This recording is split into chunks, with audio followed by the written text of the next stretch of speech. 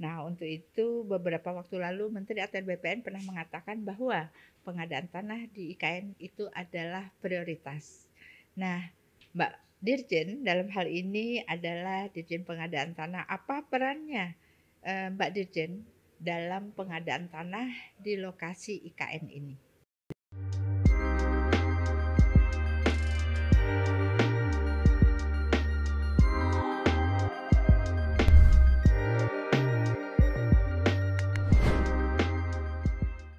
Halo sahabat ATR BPN, ketemu lagi di podcast ATR BPN. Kali ini bincang kita bersama Dirjen Pengadaan Tanah dan Pengembangan Pertanahan, Ibu Embun Sari, dan biasa saya panggil Mbak Embun Sari. Halo, selamat siang Mbak Dirjen, apa kabar? Alhamdulillah Bu Karo, berbahagia sekali bisa hadir di sini bersama teman-teman semua. Terima kasih Mbak Dirjen yang sudah hadir di podcast Kementerian ATR BPN. Tentunya topik kita kali ini kita akan mengangkat terkait dengan pengadaan tanah di wilayah IKN. Tentunya pembangunan pasti akan diawali dengan persiapan lahan. Nah, untuk itu beberapa waktu lalu Menteri ATR BPN pernah mengatakan bahwa pengadaan tanah di IKN itu adalah prioritas. Nah, Mbak Dirjen dalam hal ini adalah Dirjen Pengadaan Tanah. Apa perannya Mbak Dirjen dalam pengadaan tanah di lokasi IKN ini? Baik Mbak Karo, jadi kalau Kementerian ATR BPN kita menyelenggarakan urusan pemerintahan di bidang pertanahan. Kementerian ATR BPN itu wajib memastikan tanah tersedia bukan hanya untuk IKN tetapi juga untuk keseluruhan infrastruktur pembangunan di negara kita. Dan khusus untuk IKN, saya juga kebetulan dipercaya menjadi koordinator bidang infrastruktur dan pertanahan di tim transisi OIKN. Wih, luar biasa ya Bu ya. Ibu betul-betul perkasa. Baiklah Mbak Dirjen, untuk tahap pertama pembangunan dilakukan di mana? Berapa luas pengadaan tanah di lokasi IKN untuk tahap pertama ini? Baik Mbak Karo, jadi sebelum saya cerita lebih lanjut mengenai pengadaan tanah, saya cerita dulu bahwa luas IKN ini keseluruhan 256.000 hektar dan di dalamnya ada KIPP. KIPP itu kawasan inti pusat pemerintahan, luasnya sekitar 6.671 hektar. Dan untuk tahap pertama sampai dengan pembangunan 2024, karena kan Pak Presiden mengharapkan bahwa 17 Agustus 2024 kita melaksanakan upacara memperingati kemerdekaan 17 Agustus itu di IKN. Jadinya kan kita harus pastikan lahannya clean and clear, kita harus pastikan pembangunan dapat kita mulai dan diselesaikan tepat waktu. Jadi untuk itu kita melakukan kalau di Undang-Undang 3 2022 itu perolehan tanah untuk IKN itu ada dua cara. Kalau kawasan hutan itu melalui pelepasan kawasan hutan, kalau APL atau areal penggunaan lain yang dikuasai masyarakat, kita melaksanakan pengadaan tanah sebagaimana ketentuan peraturan perundang-undangan yang berlaku. Baik, sebetulnya tadi pertanyaan lanjutannya, setelah itu ada tahap pertama dilakukan di mana, berapa luas pengadaan, tentunya berapa anggaran yang harus dipersiapkan untuk pengadaan tanah di tahap pertama ini? Jadi gini, tahap pertama yang akan dibangun itu di KIPP antara lain ada istana negara, kemudian ada perkantoran Menteri Menko, kemudian ada juga rumah ASN, non ASN, juga kan pasti untuk infrastruktur dibutuhkan jalan lingkar, jalan tol, dan untuk air minum ada IPAL, kemudian juga ada masjid negara dan banyak infrastruktur lain, itu ada sekitar 60 titik yang akan dibangun utamanya di KIPP.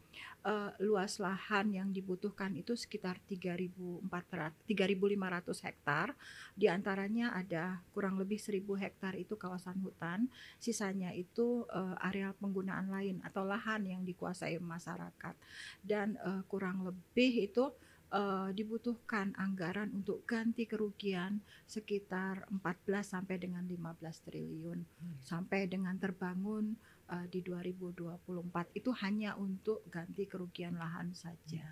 Tadi Mbak Dirjen mengatakan bahwa pengadaan tanah tahap pertama ini kurang lebih 3.500 hektar. Iya. Nah, dari 3.500 hektar itu 1.000 adalah kawasan hutan. Iya. Berarti ada APL-nya sekitar 2.500. Iya. Nah, APL 2.500 itu apakah maksud kami terdiri dari apa saja? Apakah masyarakat di dalamnya, apakah ada apa tuh namanya perusahaan-perusahaan lain, atau mungkin adakah di 2.500 ini masyarakat adat di dalamnya? Jadi kalau data awal, jadi di dokumen perencanaan pengadaan tanah itu sudah kurang lebih status pemiliknya siapa, kita sudah punya gambaran.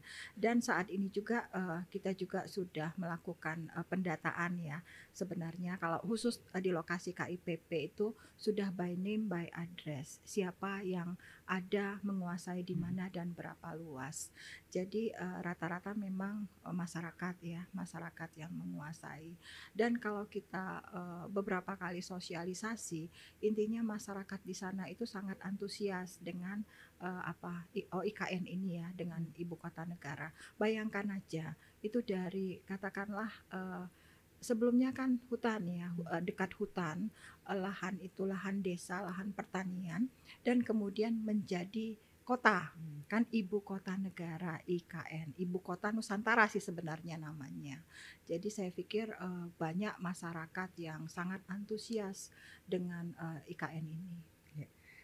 Tadi Mbak Dede mengatakan bahwa masyarakat sangat antusias. Jadi poin pentingnya adalah masyarakat sangat mendukung terkait dengan pembangunan di IKN ini. Jadi selama ini isu-isu yang di luar itu berarti nggak benar ya, Mbak Dirjen ya? Kalau dibilang ada benarnya, bisa jadi. Klaim-klaim itu sebenarnya banyak yang terjadi masyarakat adat ya, masyarakat adat yang mengklaim penguasaan di dalam kawasan hutan. Kalau itu kan memang kewenangannya ada di kementerian yang terkait ya. Kalau masyarakat yang ada di APL, saya pikir tidak ada masalah karena kan ganti kerugiannya itu jelas. Apalagi bahkan Pak Presiden kita sendiri berulang kali bilang bukan ganti kerugian tetapi ganti untung. Karena kan dalam pengadaan tanah itu mereka diganti rugi itu dengan harga pasar. Kalau istilah kita itu nilai perkiraan wajar atau NPW. Jadi saya yakin kalau pengadaan tanah pada umumnya tidak ada masalah, terutama di IKN. Gini aja Mbak Yuli, Bu Karo, saya contohkan saja untuk Bendung Sepaku semua yang ada di sana. Sebelum ada kegiatan rencana Bendung Sepaku Semoy, itu NJOP itu 2.000 per meter. 2.000 per meter. Begitu kita melaksanakan pengadaan tanah di Bendung Sepaku Semoy itu nilai NPW tadi, nilai ganti kerugian tadi berkisar 35.000 sampai dengan 77.000 per meter. Itu tanah saja berapa kali lipat ya? Itu. Iya, luar biasa kan? Luar biasa. Itu mendadak banyak yang jadi orang kaya, banyak yang jadi miliuner dengan itu. Itu baru Bendung Sepaku semua yang belum masuk IKN. Kalau sekarang IKN, sekarang aja kemarin kita sudah lihat harganya berkisar 650.000 sampai dengan 1 juta per meter. Per meternya. Padahal rata-rata mempunyai luas berapa ya? Ya beragam sih, tapi itu di atas 5.000 sampai dengan 2 hektar. Luasnya karena ya?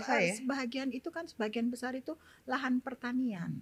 Lahan pertanian di Penajam Pasir Utara itu sebagian besar lahan pertanian. Akan tetapi memang kalau sudah mengarah ke Balikpapan ya sudah lebih masif ya penggunaannya. Baik, berarti yang kita tangkap di sini adalah bahwa masyarakat senang, masyarakat mendukung, di mana ganti rugi ini adalah ganti untung ya. Jadi pengadaan tanah ini memberikan harga yang cukup baik lah untuk penggantian dari negara. Nah, dalam pelaksanaan sosialisasi kemarin, apakah 100% masyarakatnya itu tidak ada yang protes, 100% menerima ganti rugi dalam bentuk uang? Apakah ada masyarakat yang mungkin tidak mau dipindahkan atau masyarakatnya ingin dipindahkan dengan di lahan yang lain yang harus disiapkan oleh pemerintah? Hmm. Seperti apa? Oke, Bu Karo. Jadi, kalau kita bilang 100% setuju ya rasanya hampir tidak mungkin ya. Makanya kan Undang-Undang 2 2012 itu kan untuk mengantisipasi bahwa memang ada, beberapa pihak yang tidak setuju. Jadinya kan masyarakat kita ini mohon maaf lah kalau saya sedikit, nyeleneh dan bercanda. Jadi kalau sudah dapat, 500 sudah harga Pengennya? bagus pengennya 1.000. Kalau dikasih 1.000 kenapa enggak sejuta sekalian? Iya. Jadinya kan memang, ada 1, 2 masyarakat kita yang, mohon maaf kalau bahasa saya agak kasar kurang-kurangan. Tapi kembali lagi kalau di pengadaan tanah itu kan bentuk ganti kerugian itu bisa uang, bisa tanah pengganti, bisa juga, relokasi dibangunkan kembali rumah atau juga bisa bentuk lain yang disepakati. Dalam hal ini juga kita bisa mengantisipasi.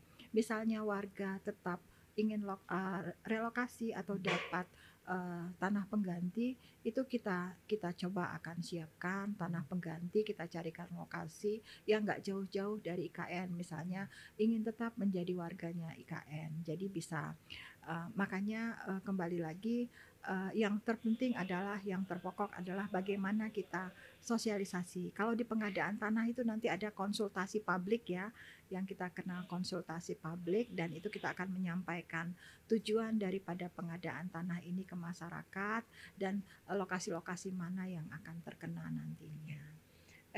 Ternyata sudah banyak yang dilakukan di lapangan ya, Mbak Dirjen. Mm-mm. Nah, kira-kira pada saat pelaksanaan di lapangan dalam proses pengadaan tanah ini, Mm-mm. apa kendala-kendala yang dihadapi oleh tim pengadaan tanah? Ya, yang pertama adalah yang kami lakukan adalah menyatukan persepsi ya, karena ini hal yang baru, bukan hanya untuk masyarakat, tetapi juga kita selaku pelaksana. Dan dalam pengadaan tanah itu kan banyak yang terkait. Yang utama di sini adalah pertama harus dipastikan dulu rencana induknya bagaimana, rincian rencana induknya di mana. Setelah itu pasti, kalau istilahnya adalah RDTR-nya, di mana mau bangun apa dan berapa luas. Kan kita harus siapa. Kalau di tahapan pengadaan tanah itu kan ada 4 tahapan kan. Sebelum masuk ke pelaksanaan atau kita ATR BPN itu turun, kan ada dulu perencanaan. Harus disiapkan dulu dokumen perencanaan pengadaan tanah. Dan kalau berdasarkan undang-undang, dokumen ini harus disiapkan oleh pemrakarsa. Pemrakarsa adalah instansi yang membutuhkan tanah, bukan ATR BPN.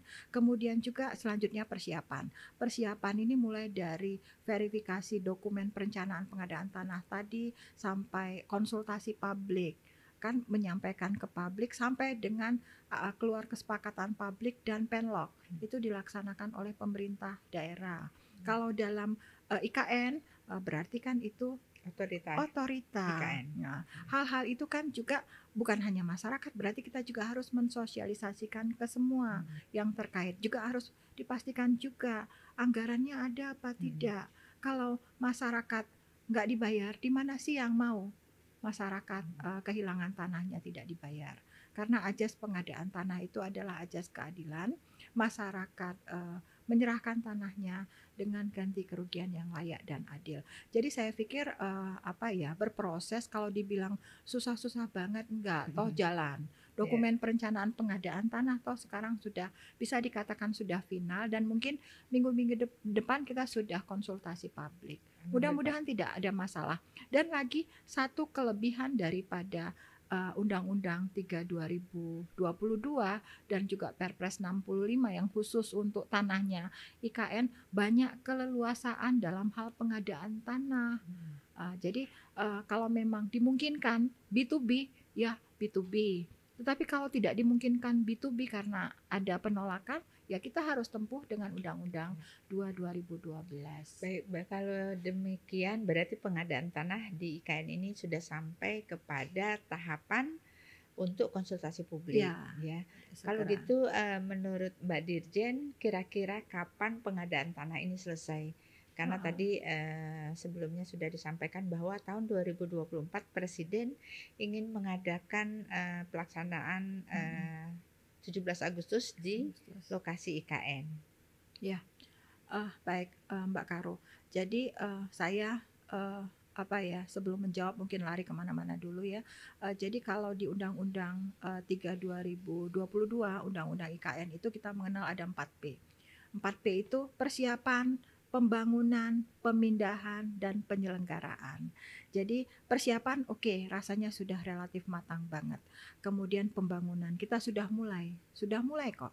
Ada beberapa seperti misalnya Jalan Lingkar, finalisasi Bendung Sepaku Semoy, intake air minum itu sudah jalan. Dan Agustus ini banyak lelang yang sudah juga ada pemenangnya, konstruksi ya, pembangunan.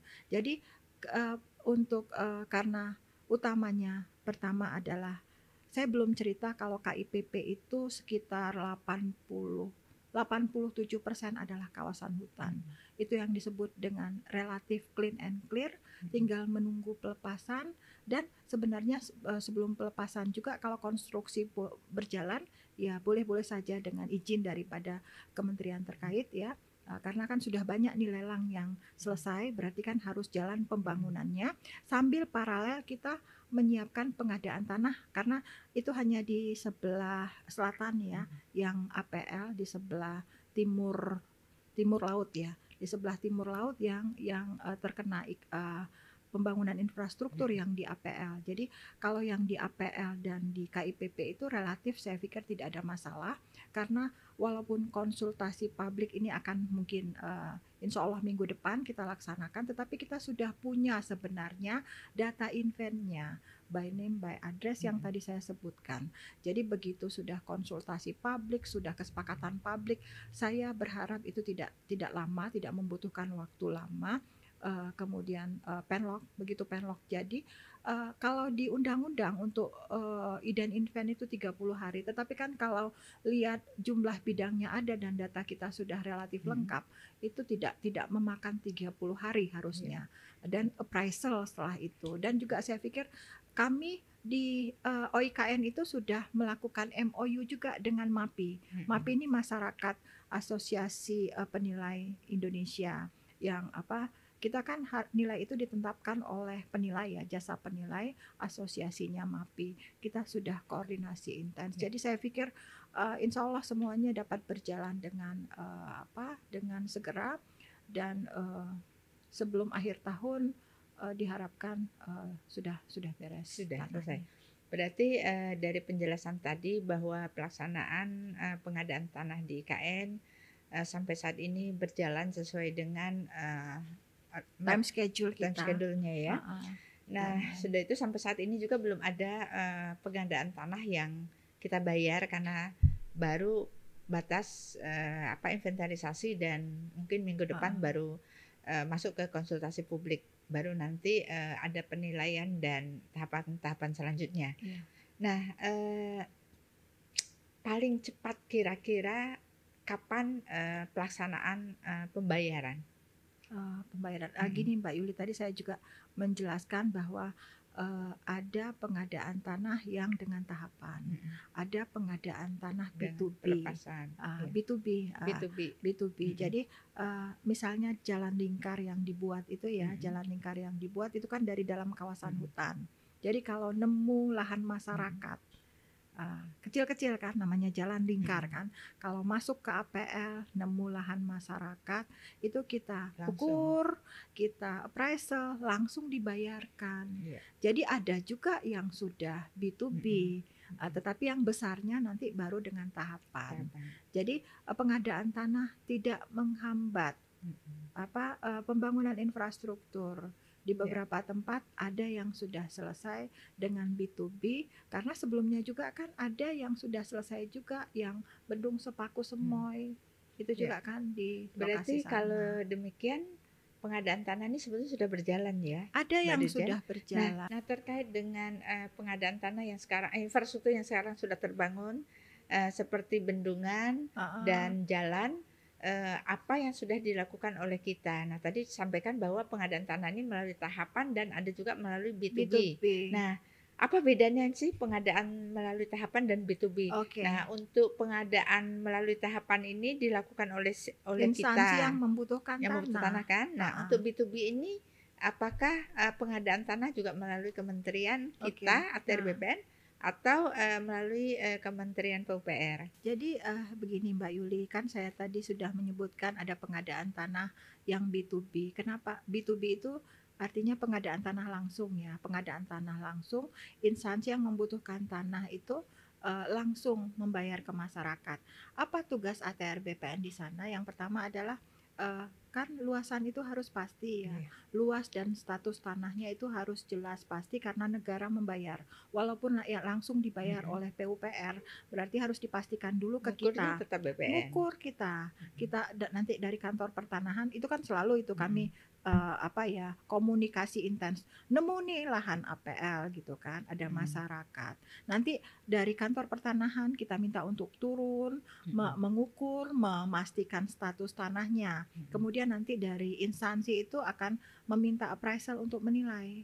Setelah dapat nilainya berapa besar ganti kerugian, dibayar. Oh, berarti pengadaan tanah B2B itu sama dengan pengadaan tanah Pembelian berskala kecil. kecil, Oh, iya. yang dapat dilakukan langsung oleh Langsung yang oleh memenuhi instansi yang yang membutuhkan membutuhkan tanah. tanah. Oke, baik. Di dalam pengadaan tanah ini, Mbak Dirjen tentunya apakah sudah menganut menggunakan undang-undang Cipta Kerja. Cipta Kerja? Oke, baik, baik Bu Karo. Jadi Undang-Undang Cipta Kerja atau Undang-Undang 11 tahun 2020. Jadi kan kalau pengadaan tanah sebelum Undang-Undang Cipta Kerja itu kan kita banyak juga menghadapi katakanlah bottlenecking, masalah yang berlarut-larut sehingga pengadaan tanah itu lamban. Pengadaan tanah lamban sehingga menyebabkan pembangunan tertunda karena pembangunan kan kembali lagi butuh tanah. Jadi banyak permasalahan-permasalahan di pengadaan tanah yang sudah dicoba dicarikan solusinya dan dituangkan dalam Undang-Undang Cipta Kerja. Jadi ada kurang lebih 12 ketentuan lah yang dirubah Undang-Undang 2 2012 itu dalam Undang-Undang Cipta Kerja. Jadi ada yang dihapus, ada yang diubah, dan ada yang diatur kembali 12 ketentuan itu.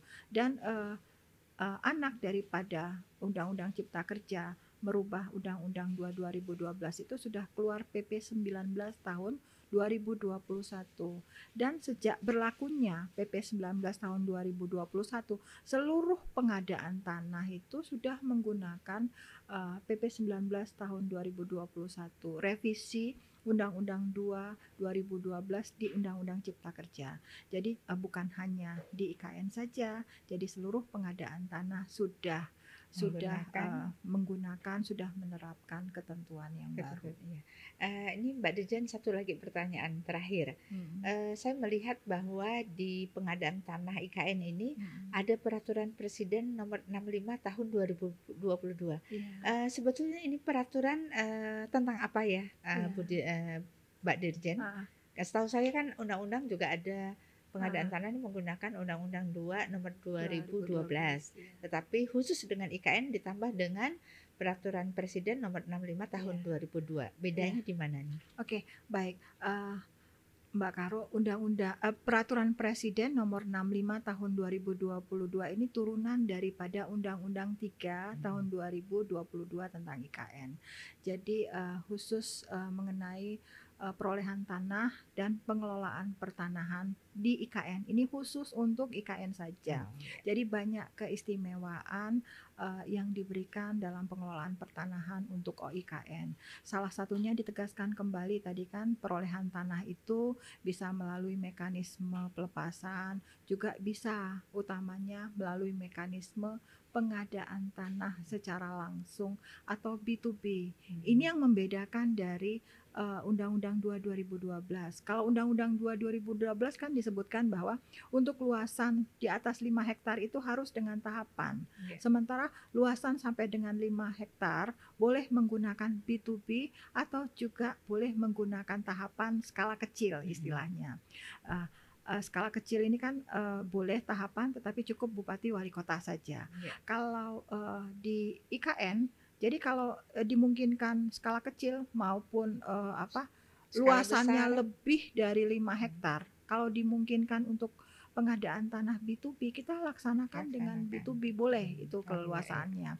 Selain itu juga Peraturan Presiden nomor 65 tahun 2021 ini juga mengatur mengenai land freeze dan hak yang diutamakan terkait pengelolaan pertanahan di IKN. Artinya kalau yang diutamakan untuk mendapatkan lahan atau membeli lahan di wilayah OIKN itu adalah IKN. Jadi kalau ada masyarakat ingin menjual tanahnya, harus tanya dulu ke IKN, apakah tanah ini dibutuhkan oleh IKN.